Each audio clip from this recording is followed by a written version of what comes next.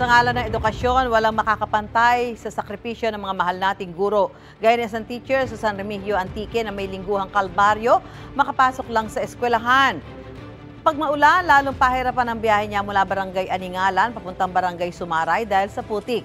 7 tao ang nagtulong-tulong makausad lang sa kalsada ang motorsiklo ni Sir John Mar Serrat. Hindi pa rin natatapos ang pagsubok niya dahil 1 oras pa ang biyahe papuntang Sumaray Integrated School. Kailangan din niyang tumawid sa sapa.